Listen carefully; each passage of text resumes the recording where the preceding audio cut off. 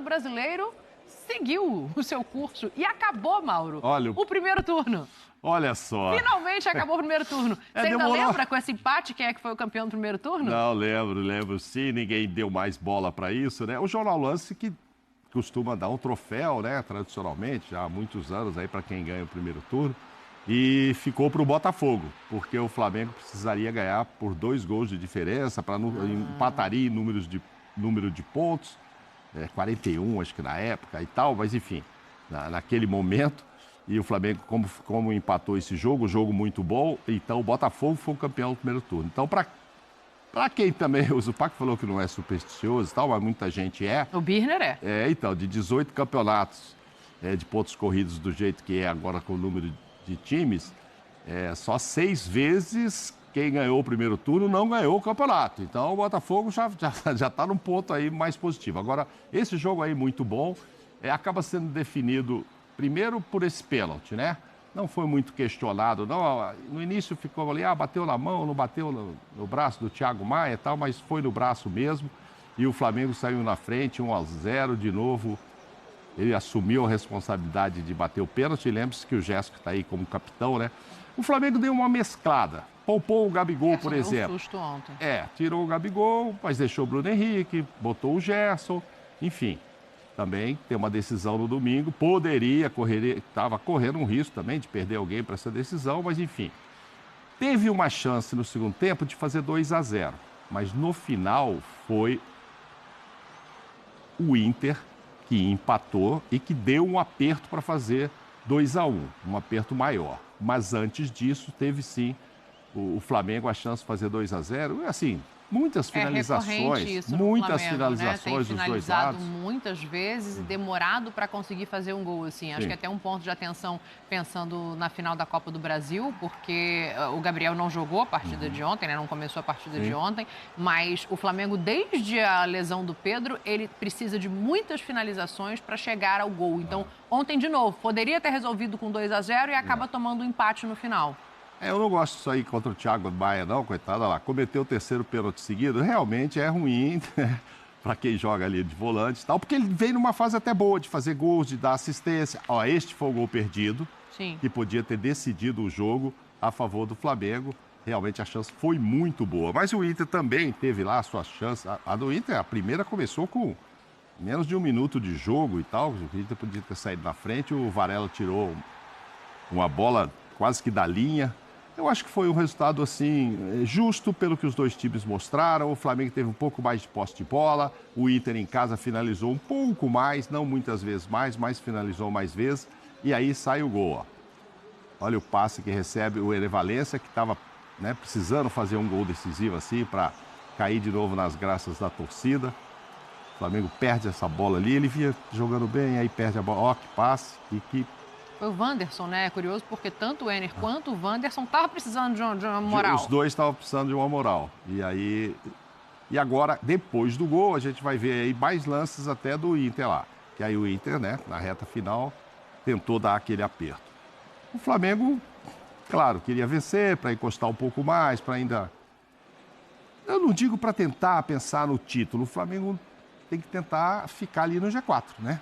Cada vez mais fortalecido, o jogo de ontem, né? E com esse empate, eu acho que ele dá muito a dinâmica do que vai ser a briga do Flamengo. O Internacional foi chegando, faltava esse jogo. Se o Inter tivesse vencido, passaria o Flamengo na tabela. E eu acho que esse empate, ele mostra muito onde o Flamengo está nivelado agora nesse Campeonato Brasileiro, né? A expectativa não era essa, mas o Flamengo agora briga pelo G4 aí. A gente está vendo até isso, ó, 55 pontos, 16 vitórias. Né? Agora, pelo menos, temos quase todo mundo ali nessa tabela inicial aí, só o Atlético Mineiro não, mas todo mundo com 31 jogos, então a gente já consegue ver a diferença real, né? O Flamengo está, já que estamos falando do jogo do Flamengo, está a 9 pontos. O Atlético Mineiro, o jogo atrasado é contra o Atlético Paranaense, ainda sem data, porque o Galo está em 3 competições, né? Exato. E aí, assim, a diferença do Flamengo é por isso que você diz, né? Agora é pensar mesmo em tentar se garantir ali no G4, porque... já ficou a 9 pontos, já não dá mais para ficar com essa história, vou tentar o título e tal, né? Fortaleza já está à frente dele e Palmeiras e Botafogo é que estão ali, né, nessa briga. Eu acho que o Flamengo agora é isso aí, se manter no G4, obviamente tentando ganhar ainda a Copa do Brasil para já garantir as competições do ano que vem. E como isso vai acontecer antes de acabar o campeonato, aí a gente vai ver qual vai ser o comportamento do Flamengo caso não ganhe. Sim. Né? Caso não ganhe. Ou caso ganhe. Então aí podemos tirar o pé, porque aí já estamos na... A vaga está garantida. Exato. Aí podemos fazer, quem sabe, Felipe, fazer novos testes, etc. e tal. Não sei. Eu acho que a ideia é ficar pelo menos no G4, né? Independentemente de ganhar ou não a Copa do Brasil. Você falou em novos testes, eu lembrei do que eu vi. Uma palavra. Ai, gente, que loucura, hein? Ui, que dia maravilhoso pra mim, hein? Olha, estou no sonho. Eu vou lembrar disso, hein? Estou no sonho. O Flamengo não ia disputar o título?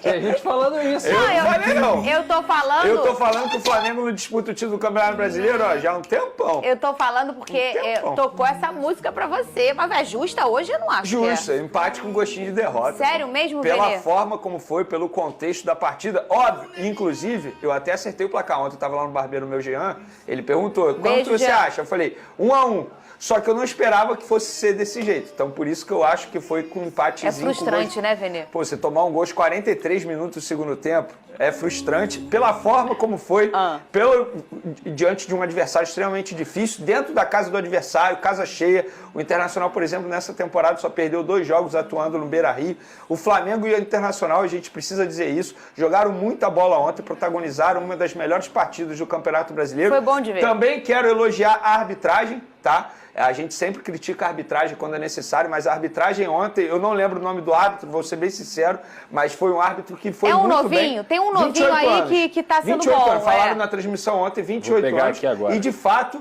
foi uma boa arbitragem que colaborou bastante para o bom futebol. Um árbitro que deixa a bola correr. Enfim, vamos falar. E ótimo que a gente não sabe o nome dele, isso quer dizer que ele não apareceu. É isso é até bom mesmo. Não bota eu não, que aí o povo lá do Flamengo fica achando que sou eu. Essas ideias de vocês aí, ó. Olha lá, ó. Mas... Eu não quero esse corte pra mim, não. Assim, sai fora. David Oliveira Lacerda. Parabéns a ele pela atuação ontem, que colaborou bastante. Mas falando sobre o Flamengo entrou, querendo ou não, com muitos desfalques. E estamos falando de desfalques importantes. Léo Pereira, Arrascaeta, o banco de reservas, por exemplo, estava recheado de garotada. O Flamengo fez um bom jogo no primeiro tempo. Foi uma baita partida no primeiro tempo. No segundo tempo, o Inter melhorou, subiu de produção e, consequentemente, os jogadores do Flamengo cansaram bastante.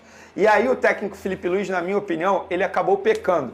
Porque ele morreu podendo fazer substituições. Acabou a partida com apenas 2 substituições pelo segundo jogo seguido. E ele pôde ver um time em campo totalmente cansado, fadigado. O próprio Gerson estava exausto. O Gerson ficou até o fim, ele vem jogando muitas partidas, terminou a partida exausto. O Pulgar estava muito cansado. E o próprio Everton Araújo, que acabou dando mole ali no gol do Internacional. Foi ele quem perdeu a bola, que originou o gol do Internacional. Não acho justo criticar o Everton Araújo, culpá-lo pelo gol sofrido. Porque se a gente for parar e analisar, também teve falha na cobertura do Léo Ortiz em cima do Fabrício Bruno. De maneira geral, o Flamengo foi muito bem. Agora, se é para culpar alguém, vamos lá. Por que a gente não critica o Alcaraz, por exemplo, que perdeu um gol inacreditável, assim que a gente pode classificar. Ele fez o gol de pênalti, legal, só que ele teve a oportunidade de fazer um 2-0, quando a partida ainda estava 1-0.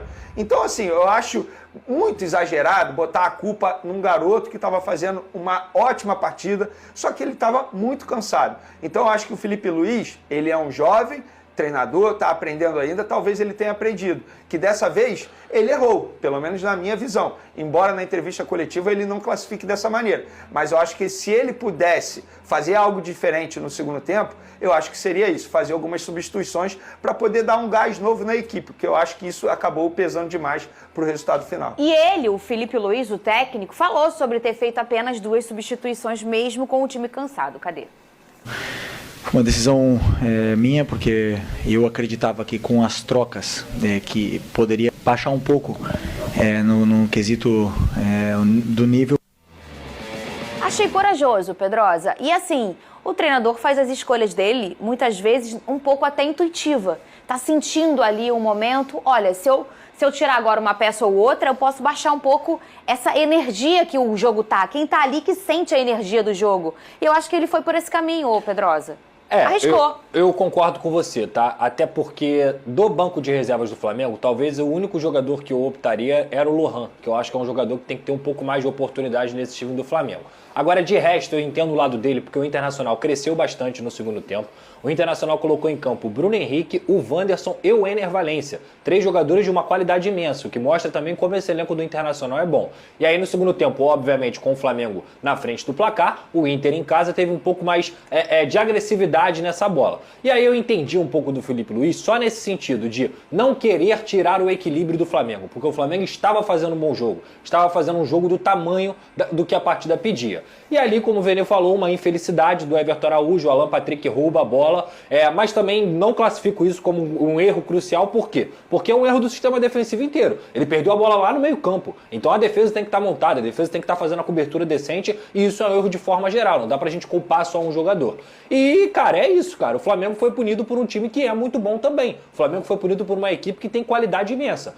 Como eu falei aqui, a gente tá falando do Ener Valencia, banco de reservas. Esse cara é muito bom, esse cara seria titular em 90% dos times do Brasil, ou até mais, digamos assim. E no Internacional ele não tá vivendo uma grande fase, mas tem muita qualidade. Se eu não me engano foi o Wesley ou o Wanderson que achou a bola pra ele, o camisa 11, e ele conseguiu fazer o gol nas costas da zaga do Flamengo. Repito, jogaço, concordo plenamente com o Vene, não vejo esse resultado como algo extremamente negativo pro Flamengo. O enredo pode até frustrar, mas empatar com o Internacional no Beira-Rio, ainda mais estando na frente do Internacional na tabela de classificação, para mim não é tragédia nenhuma. E é um início de trabalho. Gente, o Felipe Luiz está no início do trabalho dele. É natural que erros vão acontecer. E o início duplamente, né? O início na trajetória dele como treinador do Flamengo e o início também na trajetória dele como treinador profissional. Eu tenho uma opinião sobre esse discurso. E lembrando que isso é uma opinião, tá? Isso não é uma informação. Claro. Eu acho o seguinte, é que ele, obviamente, ele não pode virar na frente das câmeras e falar isso. Mas ele deve ter olhado para o banco de reserva e deve ter falado, olha, eu não tenho peça suficiente para fazer uma substituição aqui. Ele olhou e, de repente, ele não está confiando no Alan nesse momento. Porque o Alan vive um péssimo momento. Eu também não colocaria, por exemplo. É um jogador que poderia entrar no lugar do Gerson, talvez. O meu ponto é o seguinte em relação a isso. Eu acho que ele arriscou demais em deixar um Gerson até o fim.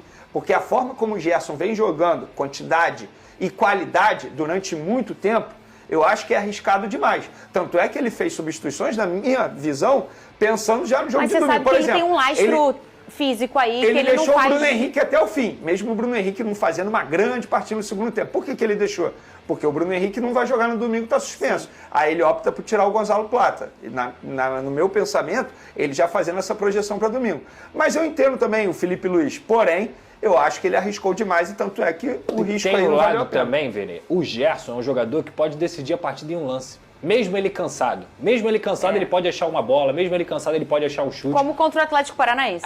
É exatamente isso. Então, assim, pra colocar o Alan, que ele provavelmente tomaria muita pancada por colocar o Alan. Sim. E eu acho que o Alan não merece entrar mesmo no time por tudo que ele vem apresentando. E deixar o Gerson, mesmo cansado, pra decidir uma bola, dá pra entender a escolha do Felipe Luiz. Eu também acho. Dá pra entender. E pode... Tudo no site da KTO. Agora vamos para as informações, porque é isso que vocês querem saber. Galera, antes de mais nada, quem sou eu para dizer como o torcedor deve ou não se comportar? Mas eu penso o seguinte, muita gente criticando o Everton Araújo, que errou no lance do gol do Internacional ontem, aos 43 minutos, que acabou gerando o gol de empate do Inter, e com isso o Flamengo não conseguindo a vitória que estava muito bem encaminhada. Eu não acho que esse jogador ele tem que ser vaiado pela torcida.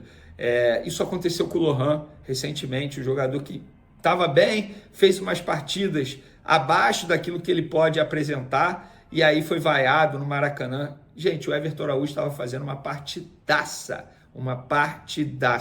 Infelizmente errou. Tudo bem, é o segundo erro dele aí que chama a atenção no time profissional do Flamengo. Naquele jogo contra o Vasco ele errou em não fazer a falta. Acho que ali foi um erro, mas foi falta de experiência, digamos assim. E é um jovem. É óbvio que o Felipe Luiz vai dar um toque nele, é óbvio que o Felipe Luiz vai orientá-lo, é óbvio que ele vai aprender errando. Então, torcedor, põe a mão na consciência e, entre aspas, não queime mais um grande jogador que o Flamengo está lapidando para poder gerar bons frutos dentro e fora de campo futuramente. É o que eu penso. É um jogador que provavelmente será titular no domingo no Maracanã contra o Atlético Mineiro. É o momento de dar apoio. e não de vaiá-lo. Pelo menos é o que eu penso. Acho que vale a reflexão para vocês aí. Por exemplo, o Alcaraz ontem perdeu um gol feito. Um inacreditável Futebol Clube. Clássico. Não vejo ninguém criticando. E foi um erro que também atrapalhou o Flamengo, porque se ele tivesse feito, o placar estaria 2-0, o Inter poderia fazer esse 1 aí, pronto, o Flamengo poderia vencer. Então, eu não estou aqui chamando vocês para criticarem o Alcaraz, mas eu não estou vendo ninguém criticando o Alcaraz, tal como estão criticando o Everton Araújo. E sobre Gerson, que terminou o jogo lá botando a mão na perna, muita gente preocupada em relação a isso. Acabei de publicar nas minhas outras redes sociais, no Twitter e também no Instagram, publiquei o seguinte: sobre Gerson, embora a imagem tenha preocupado após o término do jogo contra o Internacional, está tudo bem com camisa 8 e não preocupa para o jogo do Flamengo contra o Atlético Mineiro, domingo, pelo primeiro jogo da final da Copa do Brasil. Então fica aí a informação, uma atualização. Na verdade eu estou falando isso porque tem muita gente me perguntando, me mandando mensagem sobre a situação do Gerson e eu estou aqui explicando para vocês. Outro assunto importante, o Flamengo divulgou o demonstrativo financeiro, o último, na verdade, demonstrativo financeiro de 2024, que corresponde aí, na verdade, ao terceiro trimestre do ano. No documento, o rubro-negro detalhou o investimento detalhado mesmo, assim, quanto foi exatamente cada reforço na última janela de transferência. E o Flamengo, segundo esse documento, investiu exatamente na última janela 166 milhões de reais e 438 mil, sendo 125 milhões de reais e 443 mil apenas em Carlos Alcaraz. Direitos federativos de Carlos Alcaraz e luvas deu 112 milhões e 334 mil. E o custo da intermediação foi de 13 milhões e 109 mil. O Gonzalo Plata superou a casa aí dos 30 milhões de reais no valor total. O Flamengo pagou exatamente 23 milhões e 858 milhões e 858 mil ao Al-Sadd do Catar, por pouco mais de 30% dos direitos econômicos e luvas do jogador. Os outros 6 milhões e 214 mil corresponderam aos custos com intermediação. Pois é. Já Alexandre e Michael, jogadores que chegaram livre, ou seja, o Flamengo não pagou pelo custo da transação, pagou ali, enfim, não teve compra de direito econômico, nada disso. A negociação pelo lateral Alexandre, que se tornou titular absoluto na posição, custou 3 milhões e 230 mil, enquanto do Michael 7 milhões e 603 mil. Pois rapaz, chama atenção isso aí, custo de intermediação, luvas, enfim. Então, valor total, tá? Em milhões, 3 milhões e 230 mil Alexandre, Alcaraz 125 milhões e 443 mil, Gonzalo Plata 30 milhões e 72 mil e Michael 7 milhões e 603 mil. E aí eu faço o questionamento para vocês, o que vocês acharam dos valores? O Alcaraz, para deixar bem claro, é o jogador mais caro da história do Flamengo, ele se tornou o jogador mais caro. Ninguém tinha custado tanto quanto o argentino custou agora ao Flamengo.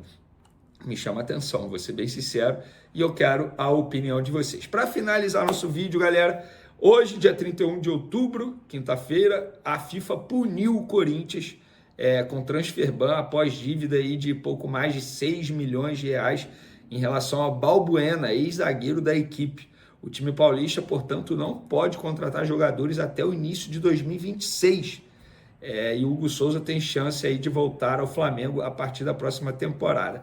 Para quem não sabe, o Hugo Souza está emprestado ao Corinthians até o fim desse ano e o Corinthians pode exercer a opção de compra dele no valor de 800 mil euros até o dia 30 de novembro.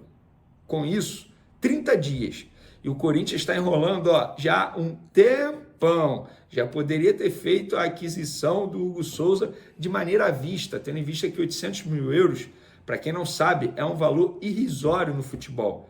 800 mil euros, qualquer clube, entre aspas, grande, tal como é o Corinthians, embora esteja devendo muita gente, mas 800 mil euros é um valor pequeno para um clube comprar um jogador do nível do Hugo Souza à vista. Ou seja, o Flamengo havia facilitado muito a vida do Corinthians, mas o Corinthians ficou enrolando, não efetuou a compra. E com isso está impossibilitado de efetuar a compra agora do Hugo Souza. O Hugo Souza continua emprestado. E nos últimos dias teve gente entrando em contato com o Flamengo, demonstrando interesse em Hugo Souza. Sabe quem é? Eu apurei. É o Grupo City. É isso mesmo, que tem vários clubes nesse grupo, obviamente. Um deles é o Bahia, mas eu não tenho informação para qual clube seria a contratação dele, se seria para o Bahia, se seria, enfim, para outro clube. Obviamente não seria para o Manchester City, que é o principal clube desse grupo, mas eles têm clube na Bélgica, enfim. Mas o Grupo City está sim interessado em Hugo Souza e pode ser o futuro dele. O Corinthians tem até o dia 30 de novembro para conseguir a contratação de Hugo Souza, para se resolver junto à FIFA, e o Flamengo nada pode fazer. Eu conversei com uma pessoa lá do Flamengo e essa pessoa falou muito franco comigo. Beleza, a gente tem que esperar o Corinthians. Querendo ou não, o Corinthians tem até o dia 30 de novembro. E por isso ninguém pode, entre aspas, fazer uma proposta agora. Ah, mas beleza, a proposta tem que ser um valor de 800 mil euros. Não, o Flamengo pode pedir mais. É porque esse valor está pré-estabelecido num contrato de empréstimo ao Corinthians. Como o Hugo Souza se valorizou, está muito valorizado no mercado, obviamente, o Flamengo pode pedir mais. E lembrando, esse valor do Hugo Souza é por 60% do Hugo Souza. O Flamengo manteria 40% dele. Então, é claro que o Flamengo vai pedir um valor maior caso negocie o Hugo Souza com outro clube. Mas antes, tem que esperar até o dia 30 de novembro, que é quando acaba o valor, a opção de compra do Corinthians para comprar Hugo Souza. Mas Grupo City seria uma boa para o Flamengo vender o Hugo Souza? Quero a opinião de vocês. Valeu, galera! Nação rubro-negra, prestem muita atenção nessa bomba que eu vou sair...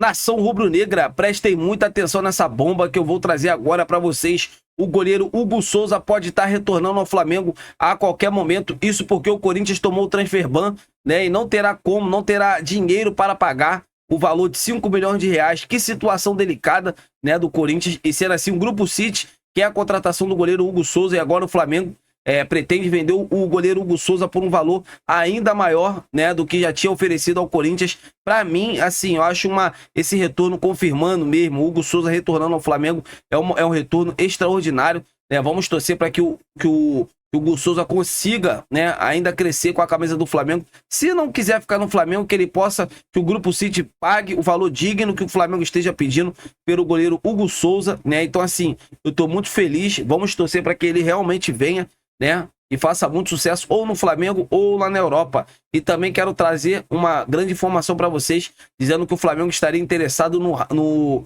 meio-campista do Racing, o Quinteiro, muito bom de bola. Inclusive o Flamengo já teria interesse nesse atleta. Alguns anos atrás o jogador não veio para o Flamengo e agora o Flamengo vai atrás com tudo, intensifica uma formalização de contrato e o jogador pode aceitar a qualquer momento. Vamos torcer para que ele venha para o Mengão e faça muito sucesso por aqui. Então é isso, galera. Se inscreva no canal, deixa o like. Saudações rubro-negras. E amanhã, pro jogão da grande final da Copa do Brasil, deixa aqui nos comentários para vocês quando será o placar desse jogão, pra gente estar debatendo sobre esse grande assunto. Eu tô indo nessa. Se inscreva no canal, deixa o like e até a próxima!